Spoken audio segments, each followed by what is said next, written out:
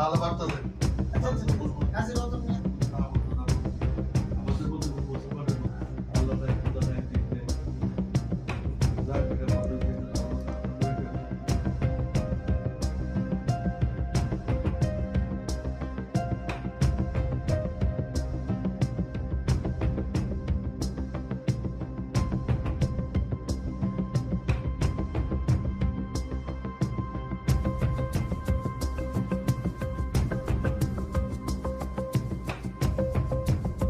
শুধু রামনগর নয়, সারা ত্রিপুরা যে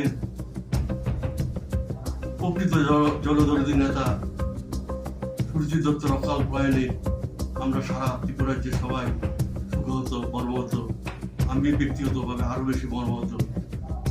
কর্পোরেটার সাথে কথা বলার পরে বলছে 8 তারিখ দাদার প্রয়াত নেতা, জননেতা, যার মন এত উদার, তার অনেক কাজ আছে, কাজ কমপ্লিটের পরে উক্ত ঘটনার পরিপ্রেক্ষিতে তিনি কর্পোরেটর বলেছে যারা ঘটনা ঘটিয়েছে, তারা অতীতে অনেক ঘটনা ঘটিয়েছে, তারা সমাজ দিয়ে এই ব্যাপারে বসে আলোচনার মাধ্যমে একটা সুস্থ সমাধান করা হবে।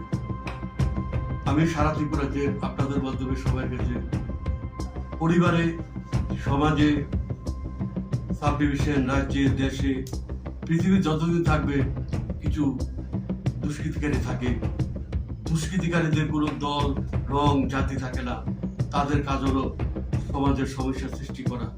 তদ্রুপ উক্ত ঘটনার পরিপ্রেক্ষিতে আমি রতন মিয়ার বাড়িতে বসে দীর্ঘক্ষণ যারা এফেক্টেড তাদের সাথে কথা বলেছি এবং 3 কর্পোরেটরের সাথে কথা বলার পরে যে পৃথিবীতে এখনো ভালো মানুষ আছে সেটার আমি কথার মধ্যে বুঝতে পেরেছি। তাই আমরা এই ব্যাপারটা আপনাদের মাধ্যমে জানাতে চাইছি।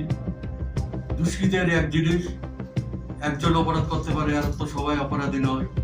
তদ্রুপ গোলচক্করের যে কাজে পাড়াতে যে ঘটনা ঘটেছে এটা সম্পূর্ণ দুষ্কৃতিকে দ্বারা ঘটনা, এটা কিন্তু সাম্প্রদায়িক সুরসুরি নয় এবং প্রতিটি লোক তাদের বিরুদ্ধে আমি নাম বলে দিচ্ছি, জুটন দাস, তাপন দাস, তারা অতীতে অনেক ঘটনা সমাজের দুষ্কৃতিকারী অনেক কাজ করেছে। পুরো সমাজের দুষ্কৃতিকারী বিষ, সেটার প্রতিফলন ঘটবে 8 তারিখের পরে। আলাপ আলোচনার মাধ্যমে সুস্থ সমাধান লক্ষ্যে সবাই আশ্বাস দিয়েছেন। আমরা ইসলামে একটা কথা আছে, নবীজি বলেছিলেন খোদা থেকে অন্ন দাও, রুগীকে সেবা করো, প্রতিদিনের উদ্ধার করো।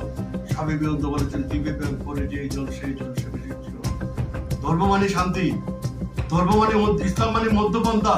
যখন 2 পক্ষের পক্ষে ঘটনা ঘটবে সমাধান, সেই লক্ষ্যে উক্ত ঘটনার সমাধানের লক্ষ্যে নিশ্চয় আমরা 8 তারিখের পরে সবাই মিলিতভাবে, এলাকার নেতারা, সামাজিক লোক, কর্পোরেটর সবাই মিলিতভাবে এটা সমাধানের লক্ষ্যে বসবে, সমাধান হবে।